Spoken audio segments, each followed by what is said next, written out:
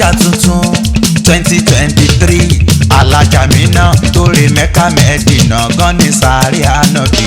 Mercy òtítọ́ nílé Olúwa tó ń jẹ́ Káàbà ọba máa jẹ́ kábàámọ̀ wípé kí ló lọ fún. ó ti dé adé Mẹ́kà ó yẹ rẹ̀. ó ti dé o. ọba máa jẹ́ kádé ọ̀hún sí lórí ẹ̀ mọ́. gbogbo iṣẹ́ tó ṣe ní Mẹ́kà pẹ̀lú Mẹ́dínà èyí tó ń sọ níbi Alhaja ló ṣe láṣẹ pé ìlàyé Ọlọ́run má kọ gbogbo ìbádà rẹ̀ òkòjò rọ̀ lágbègbàdúrà jẹ̀dọ̀jọ́ alẹ́. ó ti dé adé Mẹ́kà ó yẹ rẹ̀. Mercy Aigbe ọba máa jẹ́ kádé ọ̀hún sí lórí ẹ̀ mọ́. èrè lọ́mọ bíi akínrọ́bà náà takọ̀ pálímì náà innaka anta sami'ud du'ai rabbana taqabbal minna innaka anta sami'ul alim.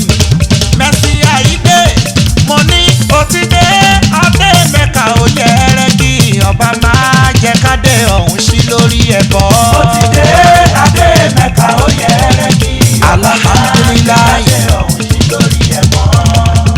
Mercy Aigbe Alhaja tuntun wo ọ̀nìyàn ṣe bí Ọlọ́run ni wọ́n ní kò lè pọ́sibù ṣùgbọ́n wẹ́rẹ́ Alhaja ẹ̀ ṣe wọ́n ní bí kò sí àwọn wípé kò lè ṣeé ṣe o wẹ́rẹ́ Ọlọ́run ṣe yọrí wọ́n ní kò sáyé lókè ó wáyé fún ẹ lókè gbogbo fọlẹ́ rẹ ìyanu lórúkọ rẹ wọ́n ní kò sáyé lókè ó wáyé fún ẹ lókè gbogbo fọlẹ́ rẹ ìyanu lórúkọ rẹ. àná ní kò sáyé lókè o